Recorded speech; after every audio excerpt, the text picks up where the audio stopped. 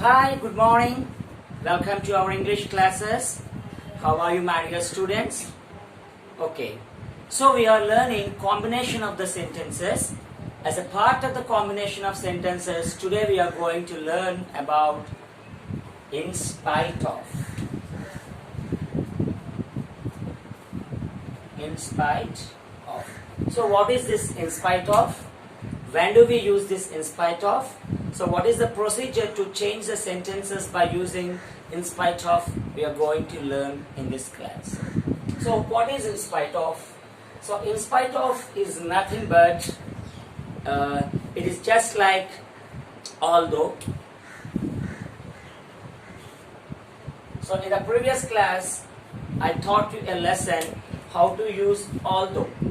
So although is used when two opposite or negative reverse sentences are given. So when two opposite sentences are given in the question paper, we can change them by using although. For example, it rained heavily, we played in the ground. It rained heavily, we played in the ground. Here we can use although. Although it rained heavily, we played in the ground. So now the same sentence can be used with the help of in spite also. In spite of heavy rain, we played in the ground. So in spite, although, though, even though, despite, all these things, all these words give us the same expression. So in fact, in spite of is nothing but a preposition. In spite of is a preposition. After the in spite, we should write of, and in spite of is a single word, and after in spite we have to write the noun form. We have to write the noun form or in the in form, which is called gerund. Gerund is nothing but adding in form, and here the gerund will also act as a noun. Next. So if you see some examples, you can get a clear idea about using the in spite of. Okay.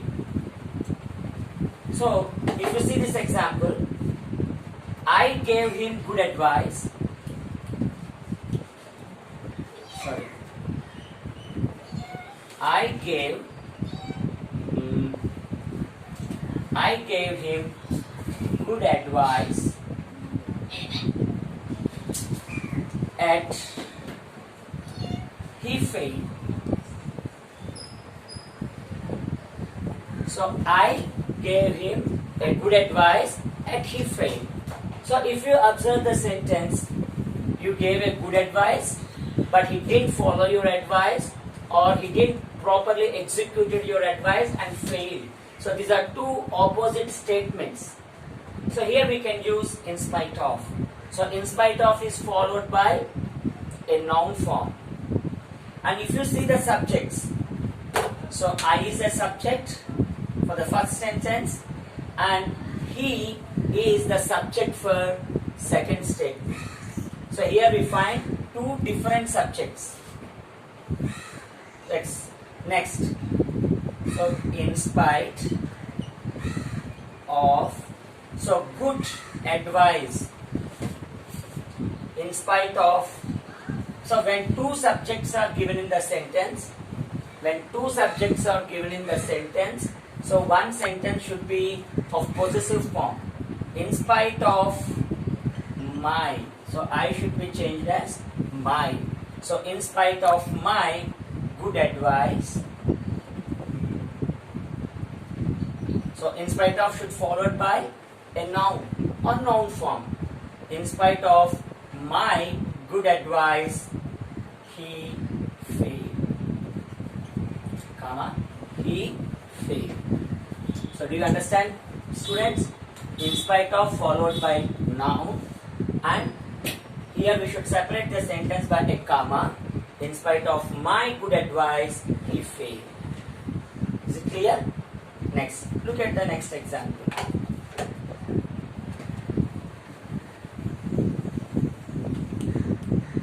His vision is poor. his vision is poor. Still he reads books. His eye vision is poor, yet he reads books. Though his eye vision is poor, he reads book. He go on reading the books. So here also we find two opposite statements. So but his and he both are same subjects. So here he and his, we are talking about the same persons. So then how do we change the sentence? In spite of, so when the same subject, when we are talking about the same subject, we can remove one pronoun from the sentence. Here his is talking about a boy, same boy, and he is also talking about the same boy. So here we can remove he. In spite of his vision is poor. Vision is poor. So it should be changed into noun form. What is the noun form of it?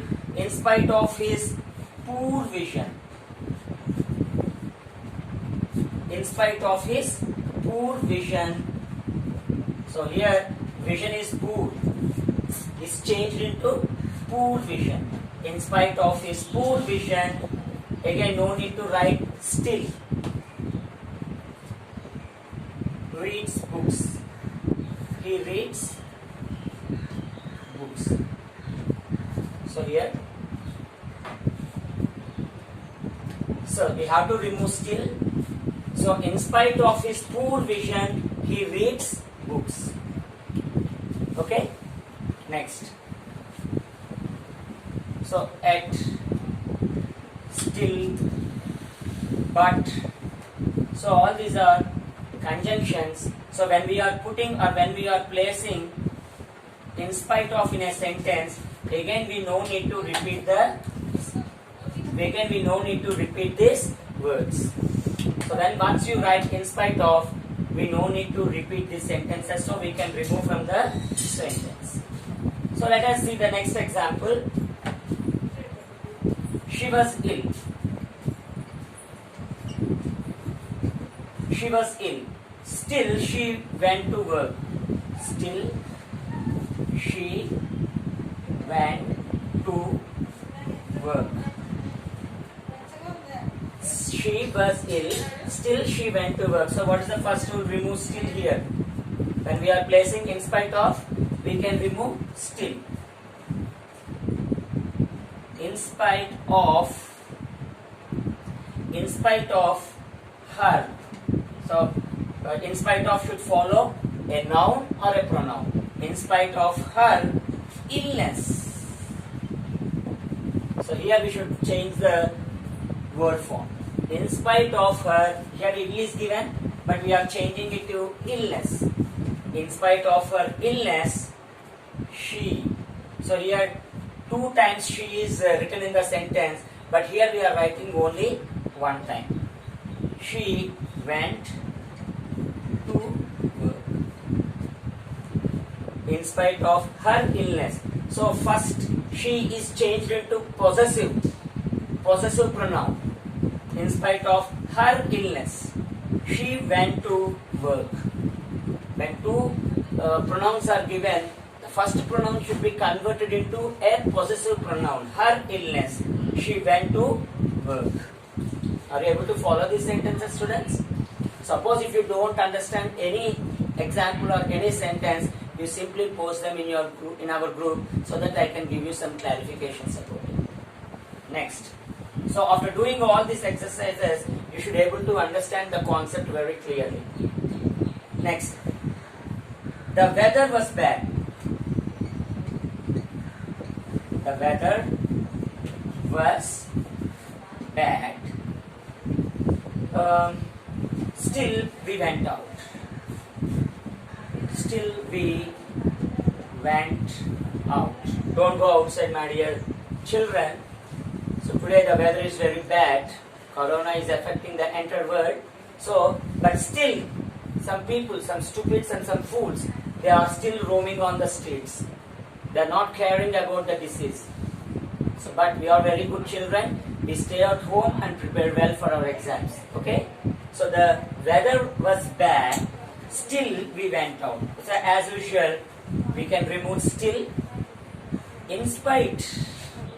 So weather was bad. So this situation should be changed as, so this structure should be changed as noun form, that is bad weather. Weather was bad should be written as bad weather. In spite of the bad weather,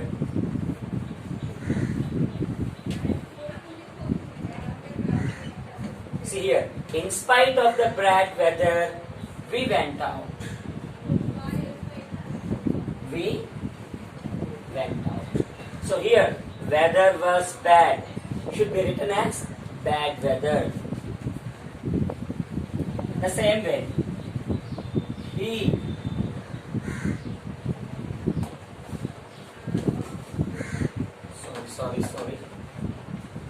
worked. He worked hard. He worked hard. It should be converted as, worked hard should be converted as hard work. So worked hard. So this is a verb and this is an adjective. So this form should be converted into noun form as hard work. Understand? So let us learn one more example from this model.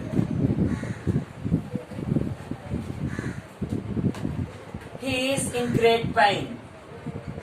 He is in great pain.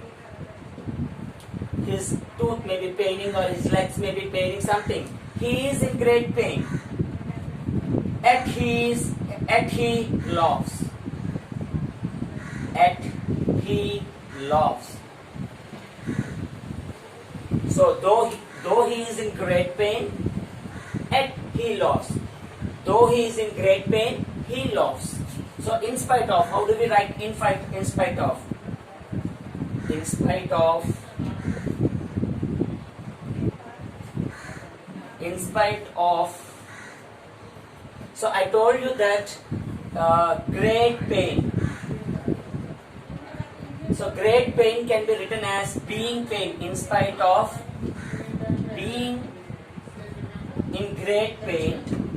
In spite of being in great pain, he laughs. So why do we write being here? That means we are converting is. We are converting the verb is into a gerund. So gerund is nothing but the noun form of the verb.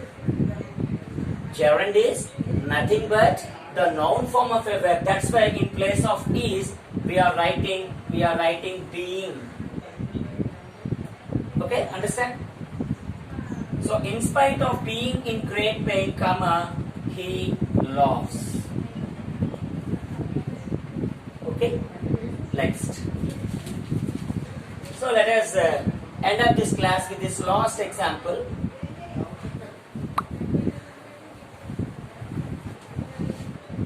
The leader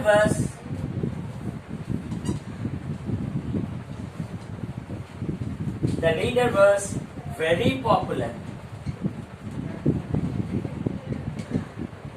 but he failed.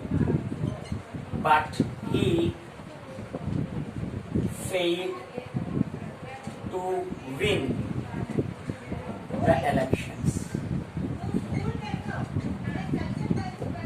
Understand?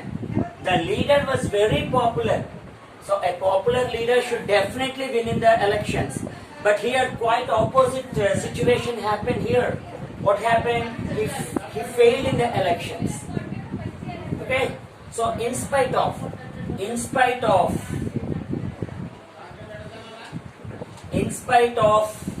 so popular hero, that is an adjective.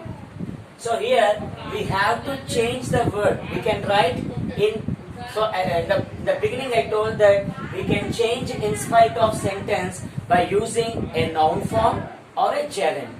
That means by writing in ing form. So here let me write by using the noun form. In spite of his popularity. See here, popular is written as popularity. In spite of his popularity, he failed to win the elections. How can we write in verb form, or how can we write in the gerund form?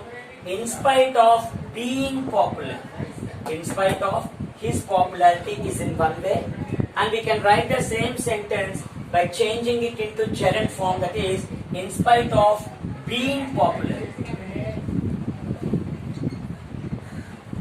So in spite of being popular, he failed in the election. So in spite of being popular, he failed in the election. So these are some of the methods of changing the in spite of sentences by using in spite of. If you know how to write in spite of, so in the same process, in place of in spite of, we write despite. In the very first lesson, we get the usage of despite. So there is possibility of giving a question in despite also, but there is nothing difficult in it. So in place of in spite, we write despite, but without of. In spite follows of. Despite never follows of. Despite his popularity, he failed in the elections. Despite his hard work, he failed in the exams. So in that way, we change the sentences by using in spite of. Although, though, and also despite. So I hope you all understood the concept, my dear children. In the next class, we shall meet again with a new concept. Until then, practice more, do the old papers, and stay at home, be happy, and enjoy your life.